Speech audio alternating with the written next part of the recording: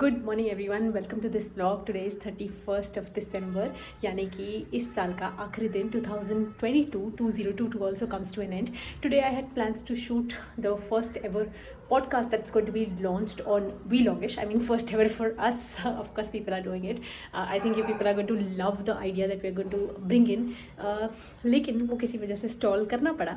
But nevertheless, the day is still live. I am still alive, तो कुछ ना कुछ तो और करेंगे. खैर, वो भी बहुत जल्दी शूट होगा और आप लोग को बहुत जल्दी देखने को मिलेगा. But for today this is the last vlog of 2022. Chief Justice of India, Dr. D.Y. Chandrachud, was speaking at an event yesterday. He was at the Andhra Pradesh Judicial Academy and he said, especially concerning the women who are coming to the judicial services in vast numbers, he said that now women are outnumbering men, or they're almost equal. I mean, the number of men and women coming into the judicial services are almost equal now. So I'd like to congratulate you all. I like to congratulate myself, not only considering the fact that women are joining the judicial services more, but also keeping in mind that legal fraternity entirely is also, we have a great share of women present, we have a great share of girls present in the profession. So you know कि last 2 vlogs से मैं आप सबको कह रही थी हम एक रेजोल्यूशन लेंगे, और आज का रेजोल्यूशन, आई एम सॉरी अगर आप all the man who are watching this, अगर आपको लग रहा हो कि खाली वुमेन की बात क्यों हो रही है, but this resolution is specially for my dearest ladies, for my dearest women out there. Promise me, no matter how hard the situation is for you, promise me, no matter who the person is, no matter if the person is an authority, if the person is a senior to you, if the person is in a dominant capacity as compared to you, you won't tolerate any kind of insult to your modesty. मैं specially ये resolution लेने के लिए इसलिए कह रही हूँ क्योंकि मैंने ऐसे इंस्टेंसेस देखे हैं जहाँ पर मैंने ऐसा होता हुआ देखा है. मैं बहुत ज़्यादा डिस्क्राइब नहीं कर सकती, but I can just say, I can just tell you that I wish, I pray for you, I wish more power for all of you, and I wish कि ये जो नया आने वाला साल है इसमें ये सारे ऐसे इंसिडेंट्स कहीं ना कहीं डिमिनिश हो जाएं. अब आप मेरे साथ ये रेजोल्यूशन ले रहे हो तो मैंने कहा था ना कि मैं आपको एक सरप्राइज़ दूंगी हर वीडियो में. तो ये वाला सरप्राइज़ है उन सब लोगों के लिए जो जुडिशियल सर्विसेज एग्ज़ाम के लिए प्रिपेयर कर रहे हैं. तो पहले आपको वीलॉगिश के सब्सक्राइबर होके याद है, आपको अनअकैडमी से प्रिपेयर करते थे तो 10% ऑफ मिलता था, कभी 20 मिलता था, कभी आपको 15 मिल जाता था, 10 तो आपका नॉर्मल रहता था. बट दिस टाइम सिर्फ थोड़े दिनों के लिए आप सबके लिए जुडिशियल सर्विसेज एग्जाम के लिए प्रिपेयर करने के लिए अगर आप अनअकैडमी का सब्सक्रिप्शन लेते हो आपको डायरेक्ट 23% का डिस्काउंट मिल रहा है.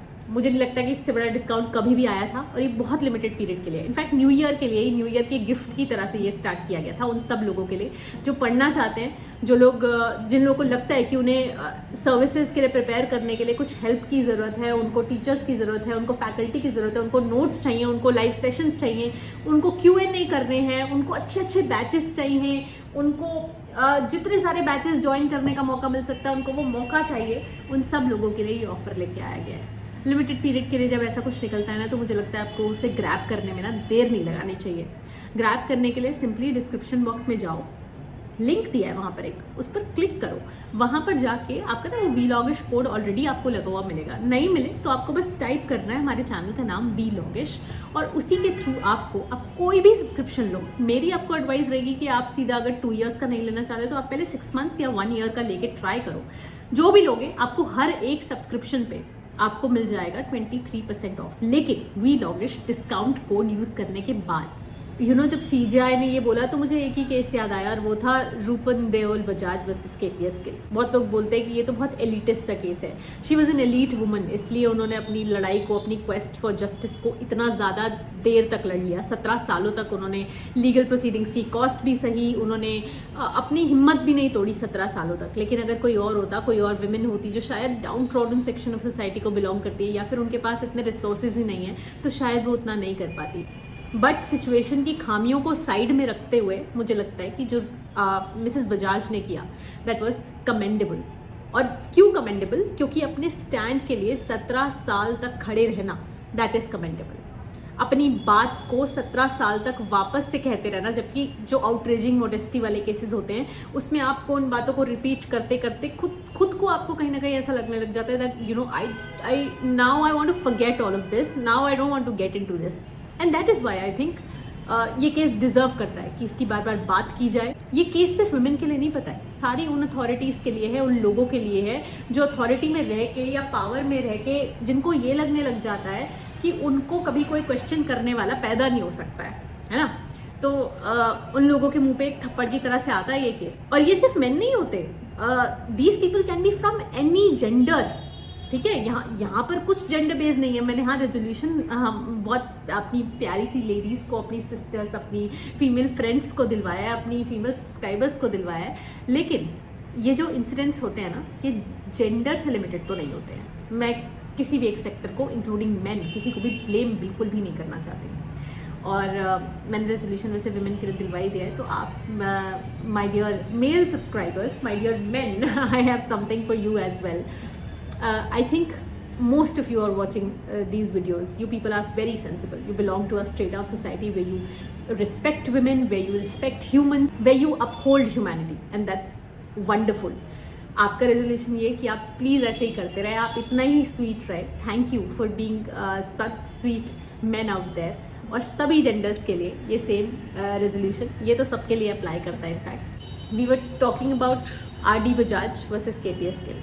So all of us agree that KPS Gill was an influential person.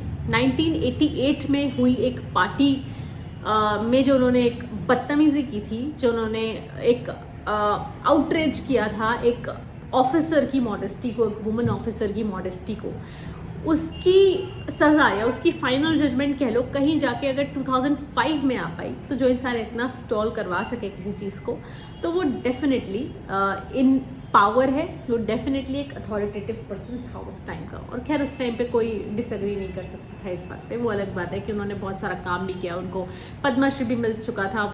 That was later withdrawn by the efforts of Mrs Bajaj only. पता है ये जो केस था ना, शायद ये कोर्ट आता भी नहीं अगर एडमिनिस्ट्रेटिव मेजर्स सही से लिए गए होते. जब मिसेस बजाज ने एडमिनिस्ट्रेटिव अथॉरिटी से कंप्लेंट की that at this particular party I was slapped at my bottom by this officer Mr KPS Gill.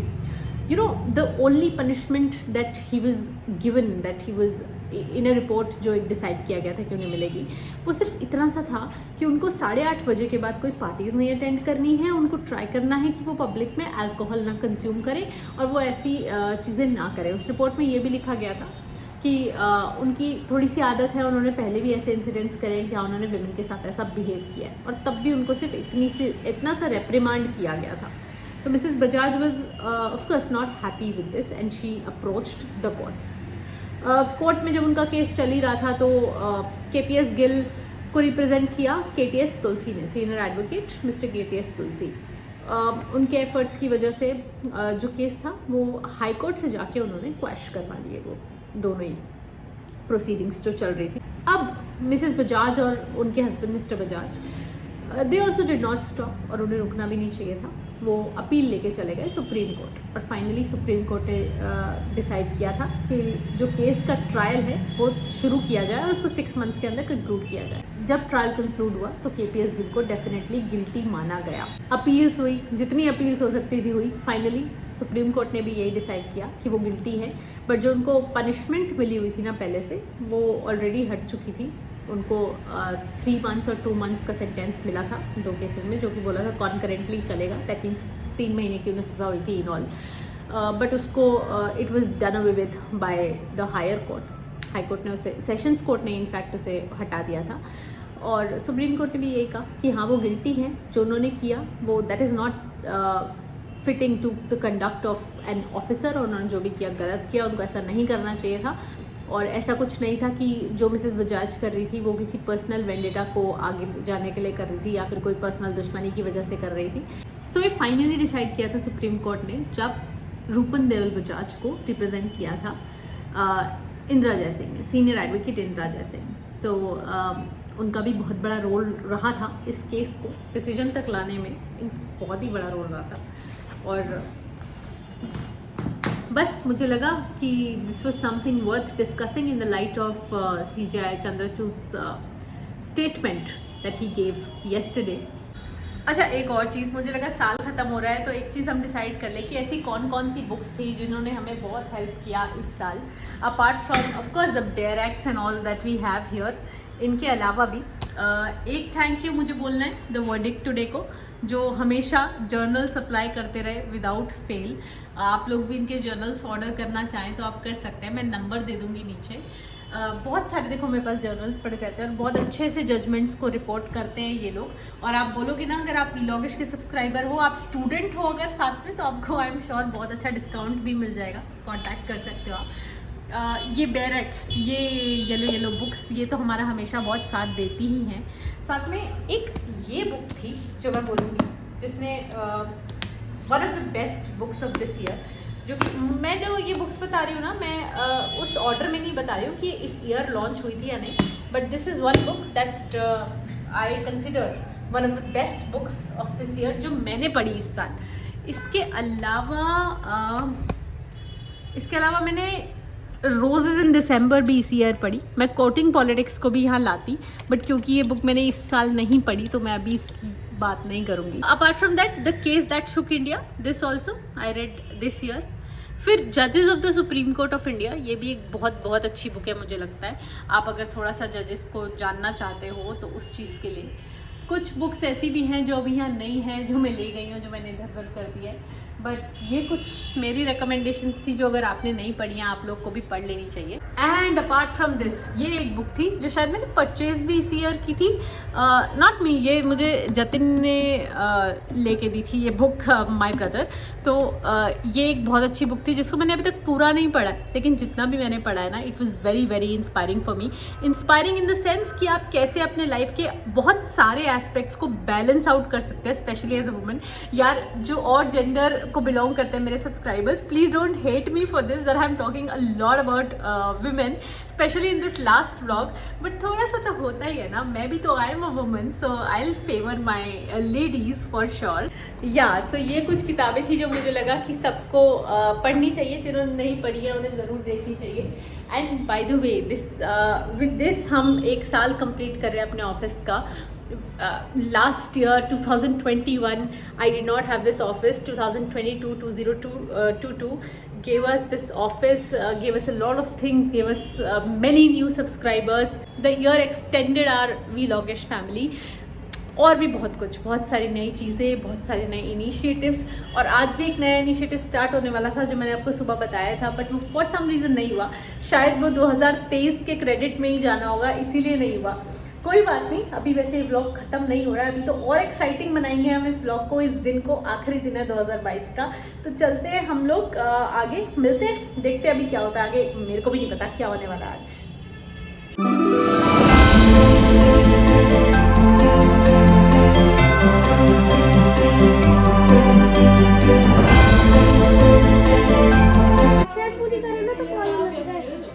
बच्ची देखी थी अभी हमने रील में, उसके बाल पूरी तरह टंगे काटने पड़े। क्या बोल रहा है? अरे अनिल के बाल टेंगल हो गए। अरे क्या टेंगल क्या होता है? अरे अमन भाई ये कैसे है ना, ऐसे और ऐसे हो जाऊंगी। क्यों? कंपटीशन करो, आगे हिला सकते हो, मुंह भी ऐसे ऐसे कर सकते ठीक है। जतिन ये जीत रही है स्टैचू कंपटीशन। ओए वो जीत रही है, क्यों तेरे से? वो स्टैचू कंपटीशन जीत रही है। ओए टूट गया। तू दोबारा कर गर्ल्स। अरे बस परेशान गर्ल्स रूल द यूनिवर्स। इनको मैं स्टैचू कंपटीशन करूंगी इन इंसान के साथ और मैं और देखना कि कौन ज्यादा देर का खड़े रहेगा, आके हिला सकते हैं और मुंह भी। कैमरा थोड़ा नीचे भी दिखाना कहीं ये मुझे हिलाए।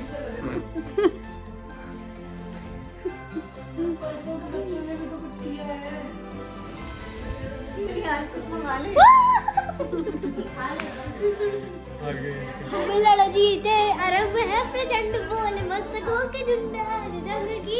हम थोड़े दिन पहले मुंबई गए थे, लोनावला गए थे, आपने देखा होगा।